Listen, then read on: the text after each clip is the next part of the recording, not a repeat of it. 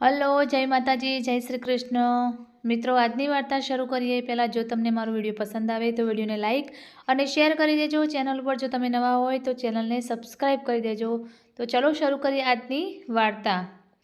પતિવ્રતા. બપોરના સમયે જાણીતા લેખક પિયુષના ઘેર હંમેશાની માફક કોઈ ખાસ મહેમાનો આવ્યા હતા.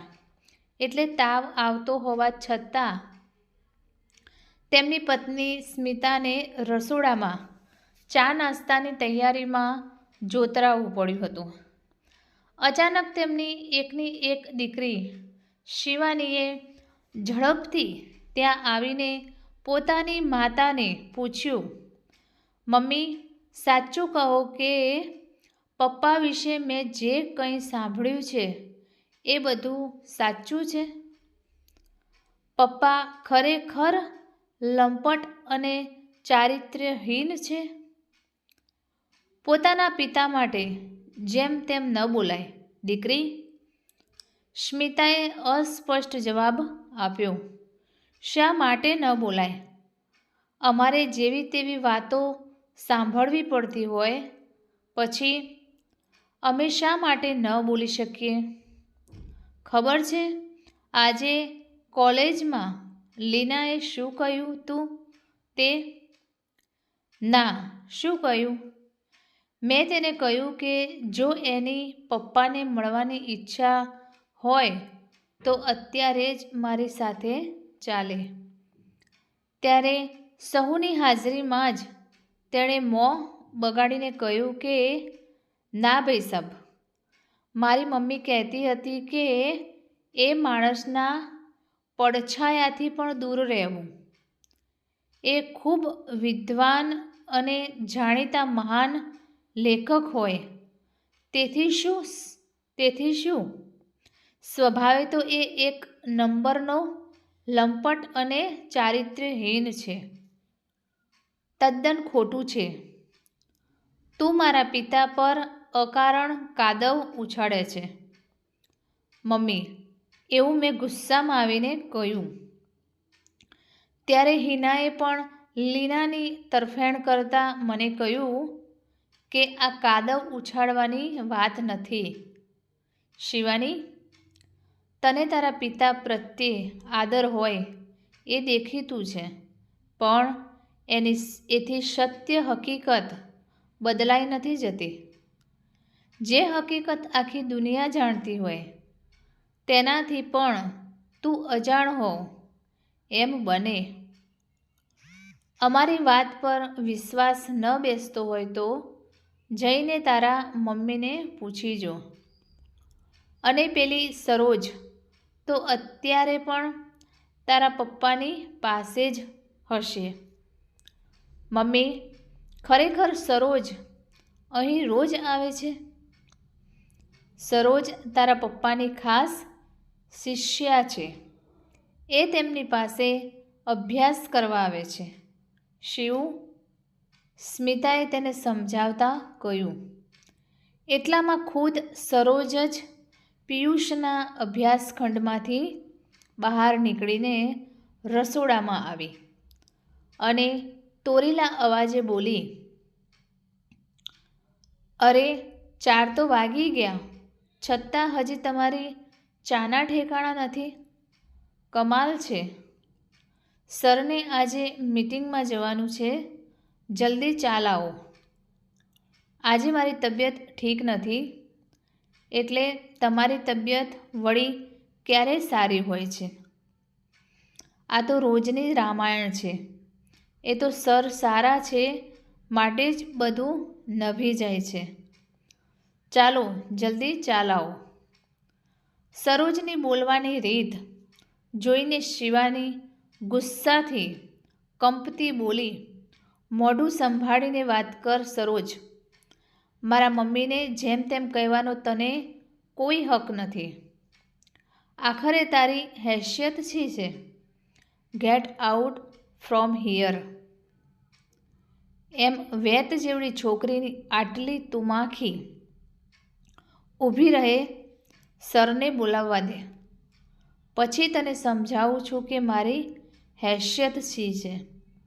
એટલું કહીને સરોજ પાછી વળી ત્યાં સામેથી પિયુષ જાતે જ રસોડામાંથી બહાર આવતા બોલ્યા, સરોજ, ચા બનાવતા કેમ વિલંબ થયો?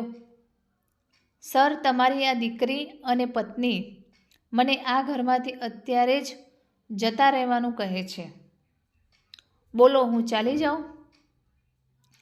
શિવાની: સરોજ કહે છે તે સાંભળ્યું. તે શા માટે આમ કહ્યું? જુઓ, તમારી મર્યાદાથી આગળ જવાનો પ્રયત્ન ન કરશો. આ ઘર મારું છે અને હું ઈચ્છીશ તે જ અહીં રહેશે અને ઈચ્છીશ ત્યારે જ તે જશે. સરોજ અહીંથી નહીં જાય અને હવે એ અહીં રહેવા માટે જ આવી જશે. સમજ્યા? સરોજ, ચા નાસ્તો ઝડપથી લાવ, આપણે મોડું થાય છે. એટલું કહીને તે પાછા રૂમમાં ચાલ્યા ગયા. ચા નાસ્તાની ટ્રે લઈને સરોજ પણ વિજેતાની અદાથી તેમની પાછળ પાછળ ગઈ. સ્મિતા બંને હાથે માથું પકડીને નીચે બેસી ગઈ. શિવાની પોતાના પિતાના અણધાર્યા અને બેશરમ વર્તનથી પહેલાં તો ચકિત થઈ ગઈ, પણ પછીથી પોતાનો સઘળો ગુસ્સો મમ્મી પર ઠાલવતી ઉકળી ઉઠી. બસ, તું આમ જ માથું પકડીને બેસી રહેજે. મમ્મી, તારી આ ઢીલાશને કારણે જ એ ચૂડેલ આટલી માથે ચડી વાગી છે. બધું જાણતી હોવા છતાં પણ ચૂપચાપ બધું સહન શા માટે કરતી રહે છે? મારાથી બીજું થઈ પણ શું શીખે દીકરી? કેમ વળી અન્યાયનો સામનો તારાથી ન થઈ શકે? એક ઉલટાને ચોટલો પકડીને બહાર કાઢી ન મુકાય? એટલું પણ તારાથી ન થાય? બેટી, આપણો જ રૂપિયો ખોટો હોય પછી આપણે શું કરી શકીએ? તો ઘર અને વરને ઊભા મૂકીને જતા ન રહેવાય. હું ક્યાં જાઉં? આ જગતમાં મારે માટે ક્યાંય પગ મૂકવાનું ઠેકાણું છે ખરું? મને કોણ આશરો આપે? નાહકનો દુનિયાને તમાશો જ દેખાડવાનો થાય. બેટી, આ ઘરના ઉંબરેથી હવે તો મારી લાશ બહાર જશે. તો પછી તું અહીં એકલી રડ્યા કરજે. આવા કૂટણખાનામાં એક પણ ક્ષણ હવે મારાથી નહીં રહી શકાય. હું તો અત્યારે જ આ ઘર છોડીને જતી રહું છું. આમ કહીને શિવાની પોતાના રૂમમાં જઈને એક હેન્ડબેગમાં પોતાના કપડાં ઠાંસવા લાગી. સ્મિતાએ તેને જતી અટકાવવાનો ઘણો જ પ્રયત્ન કર્યો, પરંતુ શિવાની અડગ રહી અને એ ઘર છોડીને ચાલી ગઈ. તાવ અને માનસિક પરિતાપથી ભાગી પડેલી સ્મિતા પથારીમાં ફસડાઈ પડી. પોતાના લગ્ન જીવનના સઘળા દ્રશ્યો તેની બંધ આંખો સામે ફિલ્મની માફક પસાર થવા લાગ્યા. લગ્ન પહેલાં પિયુષ સ્મિતાને જોવા આવેલા ત્યારે તેમના ધીર ગંભીર વ્યક્તિત્વ અને પ્રતિભાશાળી દેખાવ પ્રત્યે પહેલી નજરે જ તે આકર્ષાઈ હતી. પોતાના જેવી સામાન્ય દેખાવની યુવતીને પિયુષ પસંદ કરશે એવો તેને જરા પણ વિશ્વાસ નહોતો. એટલે જ્યારે તેણે સંમતિ આપી ત્યારે તે ખૂબ ખુશ થઈ.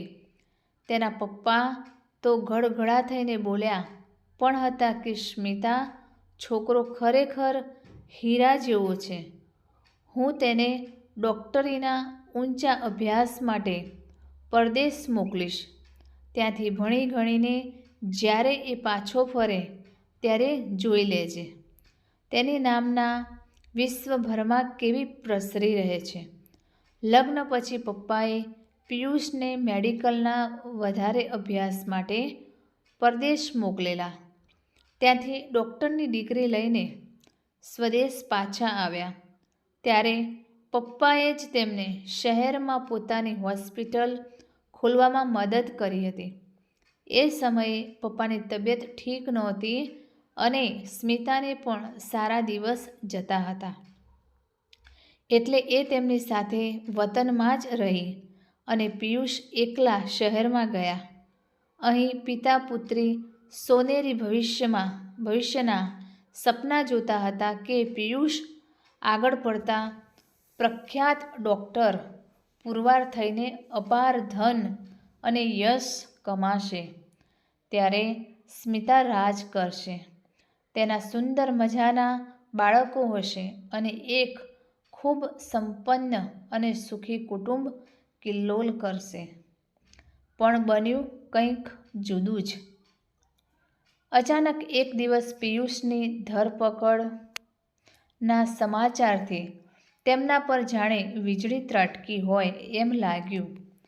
તેના પર બ્રિટિશ સલ્તનત સામે બળવો કરવાનો અને વિસ્ફોટક સામગ્રી બનાવવાનો આરોપ મૂકવામાં આવ્યો હતો. પપ્પાએ અને પિયુષના હિતેચ્છુઓએ તેમને બચાવવાના શક્ય પ્રયાસ કર્યા પણ સફળતા ન મળી. તેમને આંદામાન ખાતે કાળા પાણીની 25 વર્ષની સજા કરવામાં આવી. આંદામાન જતા પહેલાં પિયુષને જેલમાં પત્નીની મુલાકાત કરવાની રજા આપવામાં આવી હતી. ત્યારે સળિયા પાછળથી પિયુષે સ્મિતાને કહ્યું હતું, સ્મિતા, આ સજા બદલ મને બિલકુલ દુઃખ નથી, કારણ કે આ પ્રવૃત્તિ મેં આપણી માતૃભૂમિની મુક્તિ ખાતર આદરી હતી. મેં તને અન્યાય કર્યો છે તેવા અપરાધની લાગણી મને કોરી ખાય છે. મેં તારા સઘળા સપના છિન્ન ભિન્ન કરી નાખ્યા છે. એટલે આના પ્રાયશ્ચિત રૂપે હું તને લગ્ન બંધનમાંથી મુક્ત કરવા તૈયાર છું. સ્મિતા, તું અન્ય કોઈ સુપાત્ર સાથે લગ્ન કરીને તારું નવું જીવન શરૂ કરી શકે છે. આવી નકામી વાતો ન કરતા હો તો મારે હવે અન્ય કોઈ સાથે નથી જોડાવું. સ્મિતા, હજી તો તારી જિંદગી શરૂ જ થાય છે. આંદામાનમાં ના 25 વર્ષ એ કંઈ ઓછી મુદત ન ગણાય. ફરીથી આપણે મળી શકીશું કે નહીં એ પણ કહી ન શકાય. આવા સંજોગોમાં તું એકલી કેમ જીવી શકીશ? હું તારા માટે 25 વર્ષ તો શું, 50 જન્મ સુધી રાહ જોવા તૈયાર છું. મને ઘણા સુધી ખાતરી છે કે તમે હેમખેમ પાછા આવશો જ અને આપણે નવેસરથી આપણો સંસાર આરંભીશું. એક ખાસ વાત એ છે કે તમારો જે અંશ મારા પેટમાં પાંગરી રહ્યો છે તેનું બરાબર પાલન પોષણ કરી તેને તમારે લાયક બનાવીશ. તમે મારી જરા પણ ચિંતા ન રાખશો. બસ તમારી જાતને સાચવજો. એટલું કહીને સ્મિતાએ નીચા નમીને પિયુષને વંદન કર્યા. પિયુષે મુક્ત થતાં આશીર્વાદ દીધા. શાબાશ સ્મિતા, ધન્ય છે. આ આશીર્વાદ તેને ભવિષ્યની આપત્તિઓથી ન બચાવી શક્યા. તેના પર એક પછી એક મુશ્કેલીઓ આવ્યા જ કરી. દેશદ્રોહીના સસરા હોવાને કારણે સ્મિતાના પપ્પાની તમામ જમીન, જાગીર અને મિલકતો જપ્ત કરી લેવામાં આવી. આવું દુઃખદ અપમાન અસહ્ય બનવાથી આઘાતને લીધે તેમનું અકાળ અવસાન થયું. એટલે તેનું પિયર નામ શેષ બની ગયું, કેમ કે સ્મિતાને માતા કે ભાઈ ભાડું કોઈ જ નહોતા. આ બાજુ પિયુષની પણ કશી વડીલોપાર્જિત માલ મિલકત કે જમીન નહોતા.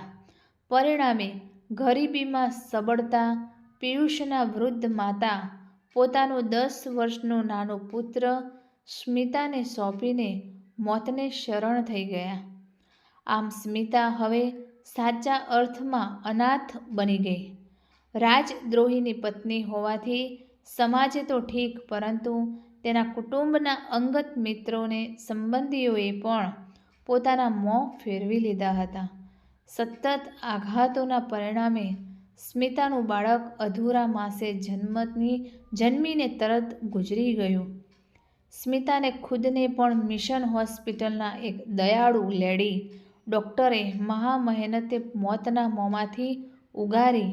પરદેશી લેડી ડૉક્ટરને પિયુષ પ્રત્યે આદર હોવાથી સરકારી કોપની પરવા રાખ્યા વિના સ્મિતાને દરેક રીતે મદદ કરી અને મિશન હોસ્પિટલમાં જ નાનકડી નોકરી અપાવી દીધી. આ નોકરીના આધારે જ સ્મિતા પોતાનું અને પોતાના દિયરનું ભરણપોષણ કરતી હતી. એવામાં એક દિવસ તેને જાણવા મળ્યું કે બ્રિટિશ સરકારે પિયુષને આદામાનથી ખસેડીને ભારતના જ કોઈ સ્થળે બાકીની સજા નજરકેદ હેઠળ ભોગવવા માટે લાવવાનું નક્કી કર્યું હતું. આમ આદામાનની કાળકોટડીમાંથી છૂટીને પિયુષ ભારત પાછો આવ્યો. ત્યારે પતિ પત્નીનું સુભગ મિલન થયું અને નજરકેદની અવસ્થામાં પણ સ્મિતા અને પિયુષની ઘર ગૃહસ્થી ફરીથી શરૂ થઈ. પિયુષ સજા મુક્ત થતાં સ્મિતાનું સુંદર ગૃહસ્થીનું સપનું સાકાર થયું. ના, કેમ કે કઠોર કારાવાસ ભોગવીને આવેલો પિયુષ પહેલાં કરતાં ઘણો બદલાઈ ગયો હતો.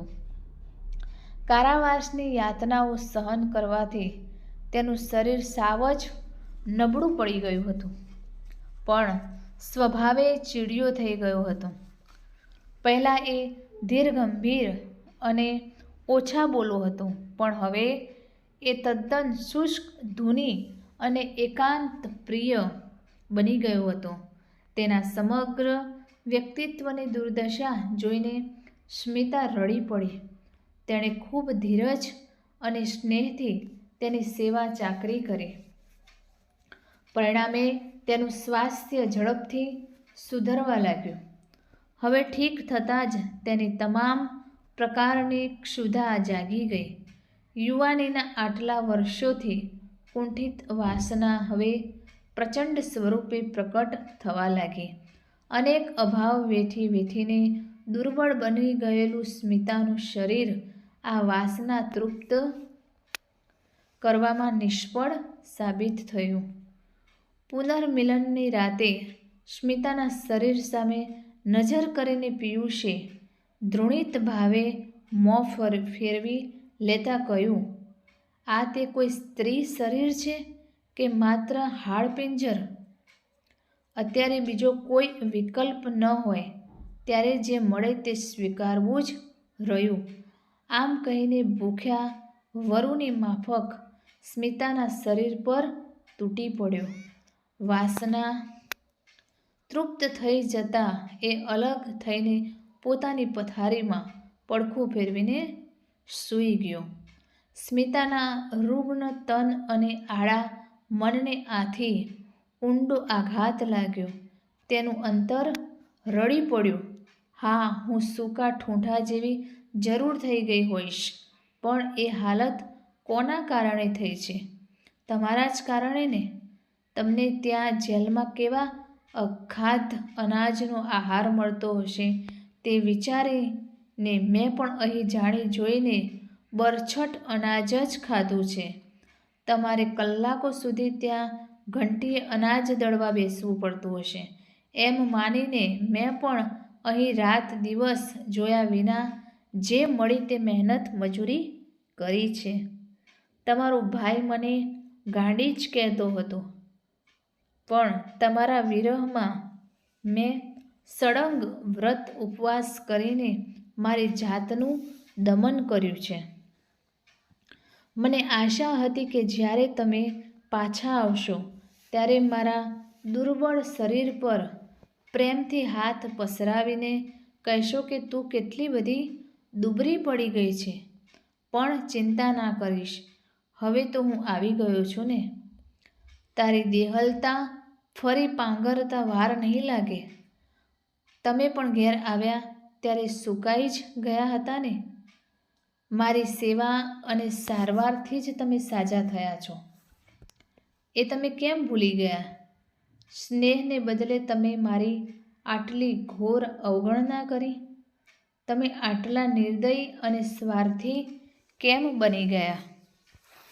સ્મિતાએ ઘણું કહેવું હતું, પણ એ નરમ સ્વભાવની અને ઓછા બોલી કશું જ ન કહી શકી અને મનમાં જ સોસવાતી રહી. ત્યાર પછી તો રોજ રાતના તેની સાથે પાશવી વ્યવહાર શરૂ થઈ ગયો. પરિણામે સ્મિતાને 2 વર્ષમાં 4 વખત ગર્ભપાત થઈ ગયો હતો. 5મી વખત વિદેશી લેડી ડૉક્ટરે તેને શરૂઆતથી જ મિશન હોસ્પિટલમાં દાખલ કરાવી દીધી હતી. આમ છતાં શિવાનીના જન્મ વખતે સ્મિતા મોતના મોંમાંથી પાછી આવી. આ વખતે લેડી ડૉક્ટરે તેને કડક શબ્દોમાં ચેતવણી આપી કે હવે કોઈ પણ સંજોગોમાં તું ગર્ભ ધારણ ન કરીશ, નહીં તો તારા જીવનું જોખમ ઊભું થશે. પિયુષે આ સૂચનાથી ચીડાઈને સ્મિતા સાથેનો શારીરિક સંબંધ સદંતર બંધ કરી દીધો. પતિ પત્નીમાં વૈચારિક સમાનતા તો હતી જ નહીં, હવે રહ્યો સહયો શારીરિક સંપર્ક પણ તૂટી ગયો. નજરકેદી હોવાથી પિયુષ ક્યાંય બહાર આવી જઈ નહોતો શકતો. રાજકારણની પ્રવૃત્તિ તેને માટે બિલકુલ બંધ હતી. ઉપરાંત તેની ડૉક્ટરીની સઘળી ડિગ્રીઓ તેને સજા કરતી વખતે સરકારે ખૂંચવી લીધી હોવાથી હવે તે બ્રિટિશ સલ્તનતમાં કોઈ પણ સ્થળે પ્રેક્ટિસ કરી શકે તેમ નહોતો. તેણે અંગત લેબોરેટરી ઊભી કરીને સંશોધન કરવાનું વિચાર્યું, પણ વિસ્ફોટક સામગ્રી બનાવવાની શંકા થવાથી સરકારે એની પણ મંજૂરી ન આપી. આ બધાને પરિણામે પિયુષની મૂંઝવણ અને નિરાશાનો કોઈ પાર નહોતો. મનની આ તમામ ગૂંગળામણ વાસના તૃપ્તિના માર્ગે સંતોષવાનો તેણે રસ્તો કાઢ્યો. હવે તેની નજર ઘરની કામવાળી અને ધોબણ પર બગડી. ઘરમાં 2 ઓરડા જ હતા. એમાંથી એક પિયુષનો અભ્યાસખંડ હતો અને બીજો શયનખંડ. આ સઘળા ગોરખ ધંધા શયનખંડની 4 દિવાલો વચ્ચે થવા લાગ્યા. પતિના નૈતિક પતનથી દુઃખી સ્મિતાને તેની દયા પણ આવતી હતી. એકાદ 2 વખત તેણે પિયુષને રોકવાનો પ્રયાસ પણ કર્યો. ત્યારે તેણે બેશરમીથી જવાબ આપ્યો, માણસને જ્યારે ઘરમાંથી ભોજન ન મળે ત્યારે એ ભૂખ્યો ક્યાં સુધી બેસી રહે? પછીથી તો તેને જે મળે તેનાથી જ એ પેટ ભરી લે. એમાં આટલી અકળાય છે કેમ? સ્મિતા તેનો જવાબ સાંભળીને સ્તબ્ધ થઈ ગઈ. તેણે કહેવા ધાર્યું હતું કે અત્યાર સુધીમાં સિંહે ઘાસ ખાઈને ભૂખ સંતોષી હોવાનું જાણ્યું કે સાંભળ્યું નથી, પણ પોતાની અશક્તિના અપરાધ ભાવથી તે ચૂપ જ રહી. નજરકેદના સમયગાળામાં વખત પસાર કરવા તેમજ શક્ય એટલી કમાણી કરવાના આશયથી પિયુષે કલમનો આશરો લીધો. તે સ્વભાવે અભ્યાસ પ્રત્યે અપાર રુચિ ધરાવતો અને બુદ્ધિજીવી માણસ હતો. તેથી હવે કલાકો સુધી ઇતિહાસ, તત્વજ્ઞાન, ગણિત, વિજ્ઞાન અને સમાજશાસ્ત્ર વગેરે વિષયોના ઊંડા અભ્યાસમાં ડૂબેલો રહેવા લાગ્યો અને વિવિધ વિષયો પર તદ્દન મૌલિક, વિદ્વતાપૂર્ણ અને સટીક લેખો લખવા લાગ્યો હતો. દેશની કથળતી જતી સામાજિક વ્યવસ્થાને લગતા અનેક વૈચારિક લેખ તેણે લખ્યા અને એ લેખો દેશભરના પ્રસિદ્ધ સામયિકોમાં પ્રકટ થવા લાગ્યા. તે વાંચીને બુદ્ધિજીવી વર્ગ ખૂબ જ પ્રભાવિત થયો. પિયુષના થોડા પુસ્તકો પણ પ્રકાશિત થયા. ધીમે ધીમે પ્રખર વિદ્વાન, તત્વજ્ઞાની, અદ્વિતીય ઇતિહાસવિદ અને આગળ પડતા સમાજ સુધારક તરીકે તેનું નામ બધી જગ્યાએ પ્રસિદ્ધ થવા લાગ્યું. તેના અસંખ્ય ચાહક અને શિષ્ય બની ગયા. તેની લોકચાહના અને કીર્તિથી પ્રભાવિત થઈને બ્રિટિશ સરકારે તેની સજા માફ કરી નાખી. પ્રજાએ ભારે ઉત્સાહથી તેની મુક્તિને આવકારી. અનેક સંસ્થાઓના ઉપક્રમે તેના સન્માન સમારંભ યોજાયા. એટલું જ નહીં પણ તેને ₹1.25 લાખની થેલી પણ અર્પણ કરવામાં આવી. હવે તે સ્વતંત્ર અને આબરૂદાર નાગરિક તરીકે જીવવા લાગ્યો હતો. ઉત્તમ કક્ષાનો વક્તા હોવાથી હવે લેખનની સાથોસાથ જનજાગૃતિ માટે પ્રવચન આપવાનું પણ તેને શરૂ કર્યું હતું. શ્રોતા તેના વિચાર તથા તેની તેજસ્વી વાક્છટાથી અત્યંત પ્રભાવિત થઈ જતા હતા. દેશના ખૂણે ખૂણેથી તેણે પ્રવચન માટે આમંત્રણો મળવા લાગ્યા. આટલી ભારે પ્રતિષ્ઠાને લીધે તેની મૂંઝવણ અને નિરાશાનું તો ખંખેરાઈ ગઈ હતી. પરંતુ અતૃપ્ત શરીરમાં સારી સહવાસની જાગેલી ભૂખના કારણે કોઈ રૂપાળી અને બુદ્ધિશાળી સ્ત્રી હવે તેની નબળાઈ બની ગઈ હતી. એ પોતે જ ખૂબ દેખાવડું, તેજસ્વી અને પ્રભાવશાળી વ્યક્તિત્વ ધરાવતો હોવાથી સ્ત્રીઓ સહેલાઈથી તેના પ્રત્યે આકર્ષાઈ જતી. આમ ઘણી સુંદર સ્ત્રીઓ સાથે પિયુષના સંબંધો સ્થપાઈ ચૂક્યા હતા. લોકો તેના ચારિત્ર્ય અને અંગે પીઠ પાછળ ચર્ચાઓ કરતા હતા, પણ તેની પરવા કર્યા વિના તે શારીરિક સુખનો આનંદ માણતા જરા પણ અચકાતો નહીં. ફરક માત્ર એટલો જ પડ્યો હતો કે હવે નીચલા વર્ગની નોકરાણીઓના બદલે હવે સાધન સંપન્ન અને આધુનિક પરિવારની કુળવધુઓ હતી.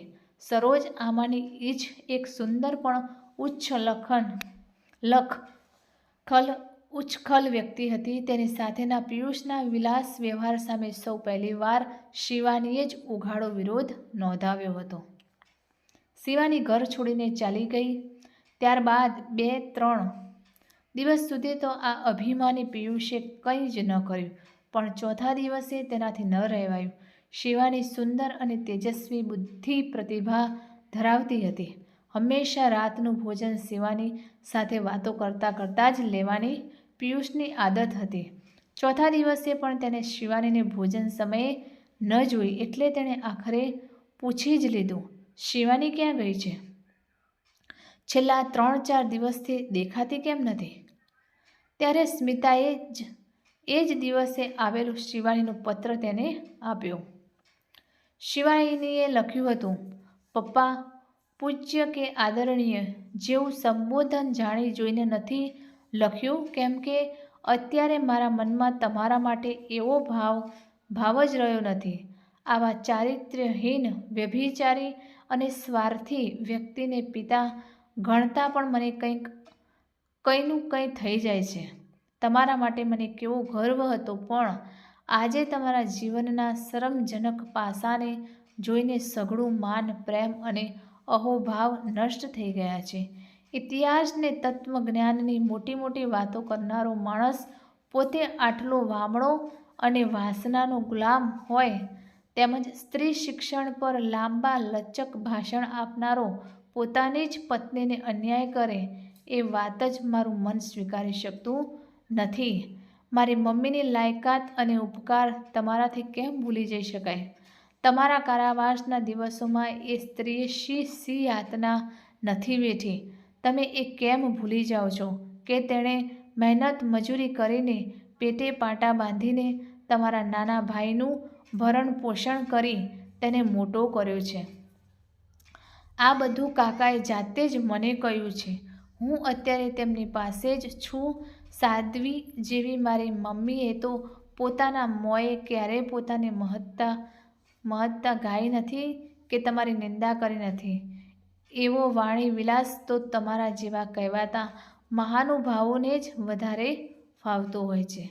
પપ્પા, જે સ્ત્રીએ મુશ્કેલીમાં તમારો સાથ નિભાવ્યો, તમારી પાછળ આખું જીવતર રોડી નાખ્યું, પોતાની જાત તમારી સુખ સગવડો પાછળ ખુંવાર કરી નાખી, તેની ઉપેક્ષા અને અપમાન કરીને તમે હવે પેલી છેલ છબીલી સરોજ જેવી સ્વચ્છંદી અને સ્વાર્થી સ્ત્રીને અપનાવો છો. એવી છેલ બટાઉ સ્ત્રીઓ તમારી ચડતી પડતીમાં કાયમ માટે સાથ આપશે તેવી તમને ખાતરી છે? તમારી આંખો આડે પડેલા વાસનાના પડદાને સહેજ ખસેડીને શાંતિથી વિચારશો તો સમજાશે કે આવી સ્ત્રીઓને મધમાખીની જેમ તમારો રસ ચૂસી જવાનો જ લોભ હોય છે. એમને હું વેશ્યા સિવાયનું કોઈ નામ નથી આપી શકતી. આ તમને નાના મોઢે મોટી વાત લાગશે, પણ શું કરું? બીજા કોઈની તમને મોઢા મોઢ કહેવાની હિંમત ન હોવાથી મારે જ આ બીડું ઝડપવું પડ્યું છે. હું હાથ જોડીને તમને વિનવું છું કે હવે ભાનમાં આવો અને તમારો તેમજ તમારા ઘરનો સર્વનાશ થતો અટકાવો. ઘરમાં શરૂ કરેલો વ્યભિચારનો અડ્ડો તમે જ્યાં સુધી બંધ નહીં કરો ત્યાં સુધી એ ઘરનો ઉંબરો નહીં ચડવાનો મારો અફર નિર્ણય છે. જો તમે મને ખરેખર ચાહતા હશો અને મારા ભવિષ્યની થોડી ઘણીએ ફિકર હશે તો મારા માટે પણ તમે આટલો ભોગ જરૂર આપશો એવી આશા છે. તમારા જવાબની રાહમાં શિવાની. મમ્મી, તમારા માટે મન ખૂબ જ ખેંચાય છે, પણ પપ્પાના આવા નાલેશી ભર્યા પતનમાં તમારો હિસ્સો ઓછો નથી. તમે તેમને શરૂઆતથી જ કેમ ન અટકાવ્યા? તેમનો મક્કમતાથી સામનો કેમ ન કર્યો? પતિવ્રતા ધર્મનો અર્થ એવો તો હરગીઝ નથી થતો કે પતિની દરેક સારી નરસી આજ્ઞાનું આંખો બંધ રાખીને પાલન કરવું. એ જમાનો હવે ગયો. મમ્મી, હજી પણ મોડું નથી થયું. જો પપ્પા હજી પણ ન માને તો એ ઘરનો ત્યાગ કરીને અમારી પાસે ચાલ્યા આવો. કાકાની પણ આવી જ સલાહ છે. લિખિતન તમારી લાડકી શિવા. પત્ર વાંચીને પિયુષનો ચહેરો લેવાઈ ગયો. તેણે સામેથી થાળી આસ્તેથી દૂર સરકાવી દીધી અને પત્ર લઈને એ પોતાના ઓરડામાં ચાલ્યો ગયો. પૂરા 2 દિવસ અંદરને અંદર જ ભરાઈ રહ્યો. સ્મિતાને હવે બેવડી ચિંતા થવા લાગી. આખરે તેનાથી ન રહેવાયું. ત્યારે પિયુષના રૂમનો દરવાજો ખખડાવતા તે મોટેથી બોલી, બારણાં ખોલો. ભલે મને મારી નાખો, પણ તમારી દીકરીને તો પાછી લઈ આવો. હવે મારાથી આ નથી સહેવાતું. પિયુષે બારણાની તિરાડમાંથી આખરે એક નાનકડી ચિઠ્ઠી બહાર સરકાવી. તેમાં લખ્યું હતું,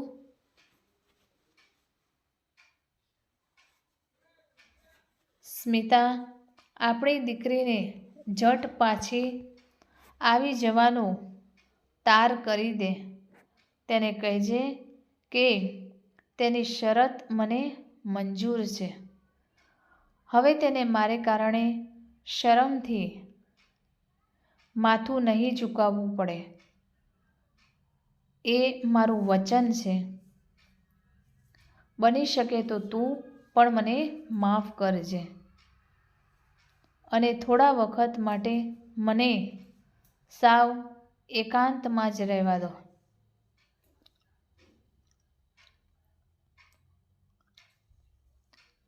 તમારો અપરાધી પિયુષ.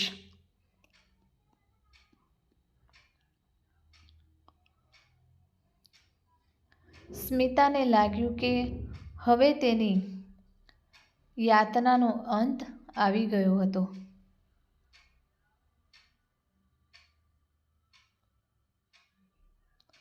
તો મિત્રો, આ કહાની તમને કેવી લાગી તે કોમેન્ટમાં કોમેન્ટ કરીને જરૂર જણાવશો અને વિડીયો પસંદ આવ્યો હોય તો લાઈક અને શેર કરજો અને ચેનલ ઉપર જો તમે નવા હોય તો ચેનલને સબસ્ક્રાઈબ કરી દેજો. ફરીથી મળીશું આપણે આવી જ નવી વાર્તા સાથે. ત્યાં સુધી જય માતાજી, જય શ્રી કૃષ્ણ, હર હર મહાદેવ. Thanks for watching.